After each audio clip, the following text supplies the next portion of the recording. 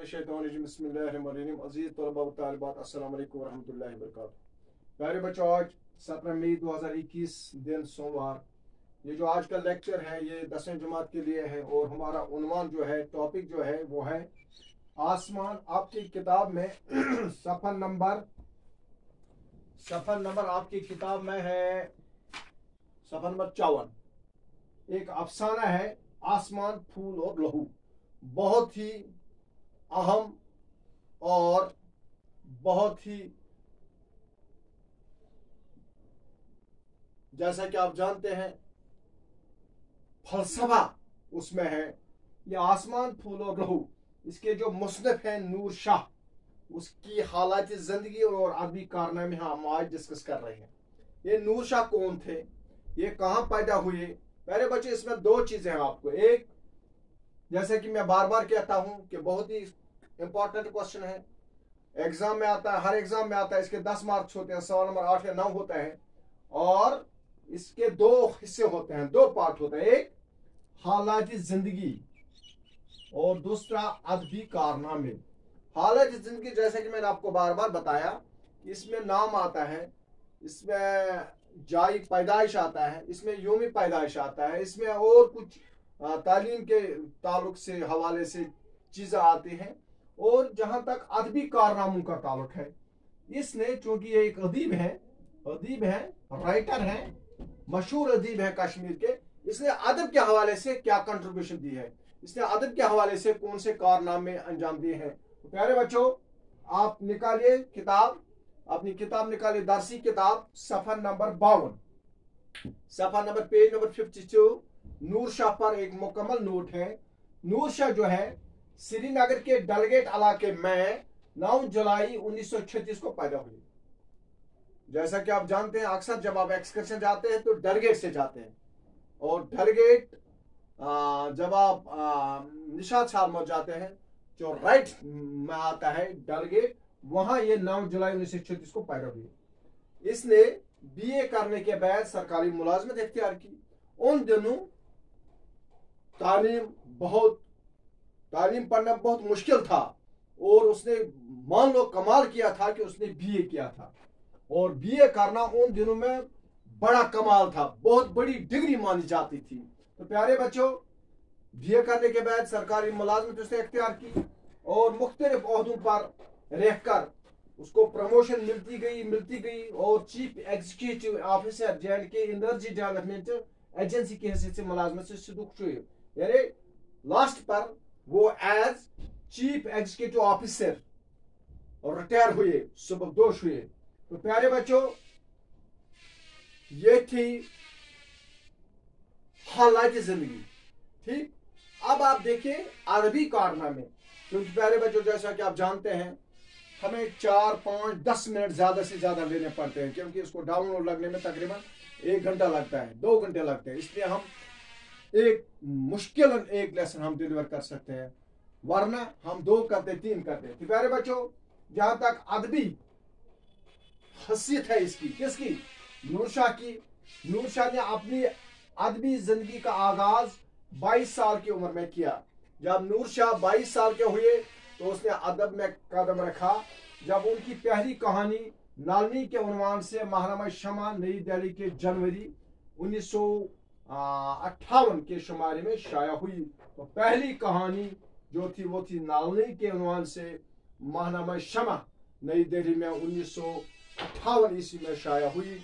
यानी 1958 में नूर शाह का अदब में पहला कदम था। प्यारे बच्चों, इसके बाद आपकी कहानियां मुख्तलिफ जराइद में छपने लगे, क्योंकि वो कहानी लिखने लगा और मुख्तलिफ मैगजीन्स में, मुख्तलिफ जराइद में उनके जो कहानियां थी वो छपती गई।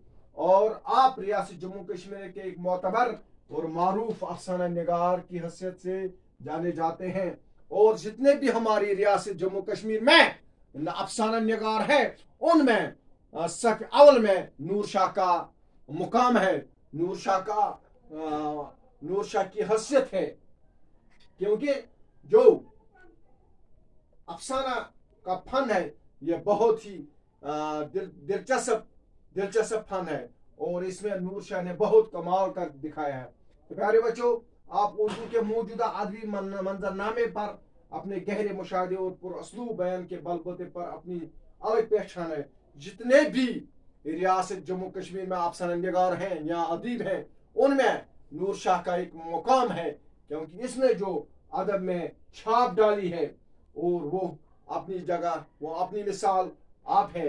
प्यारे बच्चों, नूर शाह कई एक नावलों के भी खालिक है। नूर शाह जो है अफसाने के अलावा प्यारे बच्चों ये नावल निगार भी हैं। इसने बहुत सी नावलें भी लिखी हैं, आपके 60 से ज्यादा रेडियाई ड्रामे भी लिखे हैं। और इसके अलावा जो नूर शाह है इसने तकरीबन 60 से अलावा ड्रामे लिखे जो कि रेडियो कश्मीर में नशर किए गए हैं। प्यारे बच्चों, फनी एतबार से नूर शाह की कहानियां और ड्रामे एक मंजे हुए फनकार के मोई कलम और फनी बसीरत का सबूत फराहम करते हैं। उनका एक मखसूस डिक्टेशन है जिन पर उन्हें माहिराना कुदरत हासिल है। आप कहानी गढ़ने और इसमें जमालियाती अनासर शामिल करने के गुर बहुत खूब जानते हैं। नूर शाह का जहाँ तक ताल्लुक है, या अपनी नावलों में या अपने अफसानों में, इस तरह से ये जो अल्लाह ताला की जो ये कायनात है, जो ये जमादात है, जो इसकी ये जिससे ये सारी दुनिया, सारी कायनात खूबसूरत है, इस पर ऐसी मंजर कशी करते हैं कि कारीन जब पढ़ते थे तो वो बिल्कुल लुत्फ अंदोज होते थे और जी नहीं चाहता था कि वो उनके अफसानों को पढ़ना छोड़े, उनकी नावलों को पढ़ना छोड़े। तो ये थे प्यारे बच्चों नूर शाह के बारे में आज का टॉपिक, यानी नूर शाह के हालात जिंदगी और अदबी कारनामे।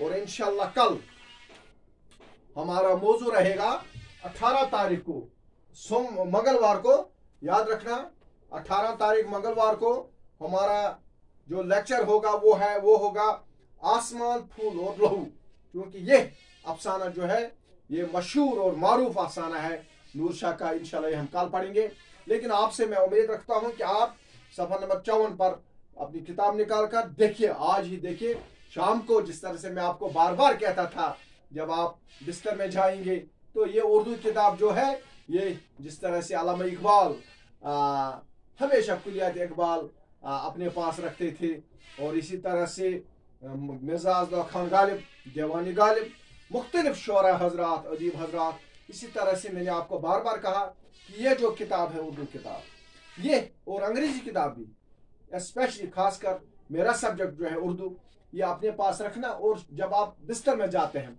तो रोज आप एक सफा पढ़िए। उससे क्या फायदा होगा?